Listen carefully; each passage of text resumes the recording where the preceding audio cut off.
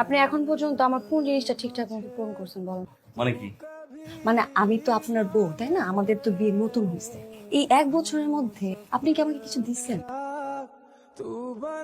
আপনার মাসে বেতন কত? বেতন 35,000 টাকা। বলো বেতন বন্ধ, তুমি জানো না? আমার বাসায় 5 জন মানুষ। 5 জন মানুষের পিছনে আপনার কি সমানভাবে খরচ করার কথা না? আচ্ছা, আমি তো আপনার বউ, তাই না? সেই জায়গা থেকে কি আমার একটু অধিকার আছে যে আপনি মাসে যেই টাকাটা পান কিংবা এই সংসার কিভাবে খরচ করেন এইটা জানার অধিকারটা কি আমার আছে? বাসা ভাড়া বাবদ গেছে 10,000, বাজার বাবদ 8,500 মতো, হুম। আব্বা 1,000 টাকা নিছে, হুম। প্রীতি 2500, আর আম্মার ওষুধ বাবদ 3700। এই কি হয়েছে তো আজকে? আপনি এখনই সব টাকা খরচ করে ফেলছেন। এখনো তো 8 দিন বাকি এই মাসে, কিভাবে চলবে? ঠিক আছে, বাকি মাসের হিসাব যেহেতু তুমি চাইছো, আমি একটা বিষয় তোমায় কখনো বলি নাই। আমি প্রতি মাস শেষে সামান্য কিছু অ্যামাউন্ট লোন করি, বেশি না, 3,000 5,000, এটাও পরের মাসে বেতন পাওয়ার পরে আবার পরিশোধ করে দিই, সমস্যা হয় না। আপনি যেই টাকা পান ওগুলার বাহিরে আপনি লোন করতে হয় আপনার। আপনি আমাকে কিছু দিবেন না? আপনি এখন থেকে আমাকে প্রত্যেক মাসে 5,000 টাকা দিবেন। লোন করে দিবেন না কিভাবে আনবেন এটা আমার দেখার বিষয় না। আমার 5,000 টাকা লাগবে।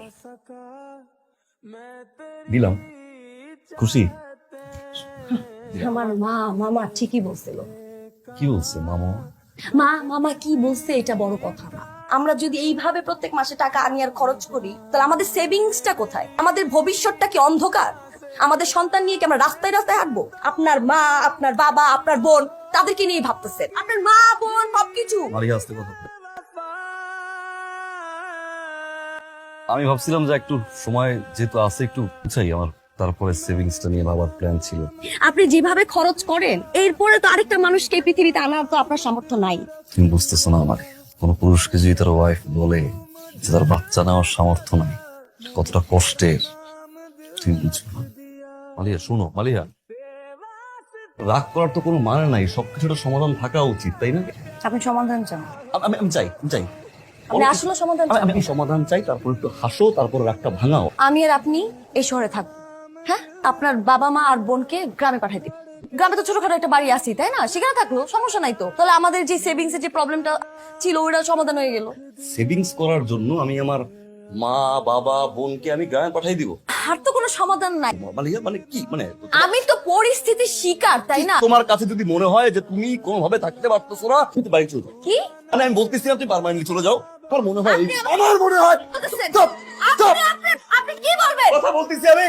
আপনি কি তোমার যদি বলতেছেন? মনে হয় তুমি কোনোভাবে থাকতে পারতেছো না, তুমি তো বাড়িতে যাও। আমি বাড়ি ছেড়ে চলে হ্যাঁ যাবো। তুমি চলে যাও, রাইট চলে যাও, আমি পরিবারে কেউ না। এখন চলে যাও। কি করছিস বাবা? মা, আমি এই সংসার করব না মা। আপনাকে সামনে কিরকম খারাপ ব্যবহার করতেছে আর মাইয়া কি থাক। আমাকে দিয়ে যাবার কিচ্ছু লাগবে না, চলো মা। মালিয়া শোনো, আমি কিন্তু তোমাকে অনেক কথা বলছি মালিয়া, তোমার সব কথা বাদ দিয়ে রাগের মাথায় তোমাকে আমি যেটা বললাম চলে যেতে তুমি সেটা শুনলা। আমার মনে হয় তোমাদের যাওয়ার আগে আমার কিছু কথা বলা উচিত এবং তোমাদেরও শোনা উচিত। আমি সব বুঝি, সব দেখি, সব শুনি, কিন্তু না বোঝার না দেখার ভান করি।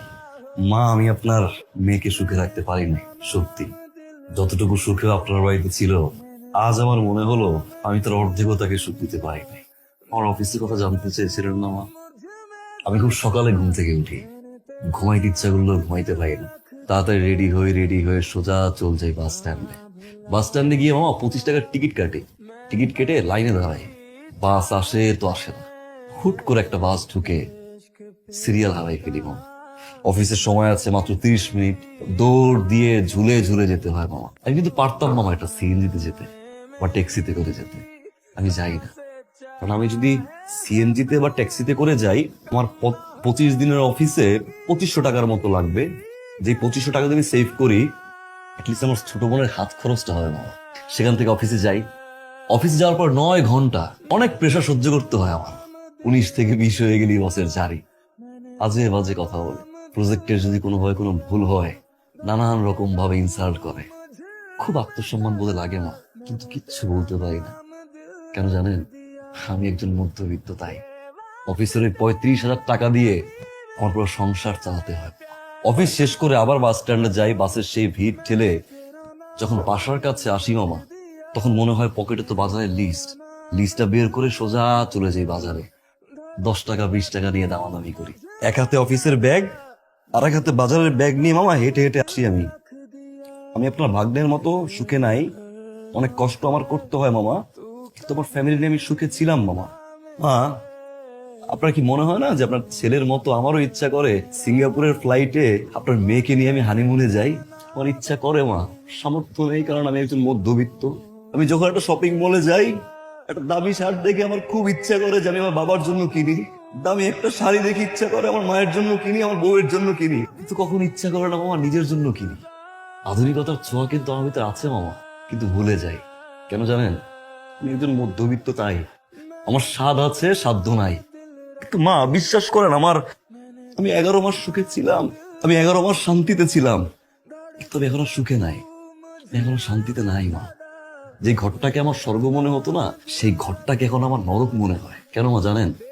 আপনি এবং আমার প্রচন্ড বেয়াদব মামা সুন্দর মতো করে কেড়ে নিছেন। এত কষ্ট করে বাসায় যখন আসি, আসার পরে শার্টের বুতাম খোলার আগে আপনার মেয়েকে আমার হিসাব দিতে হয়। আমার 35,000 টাকা কোথায় যায়, 35,000 টাকা থেকে 35 পয়সা কোথায় খরচ হচ্ছে আমার হিসাব করতে হয়।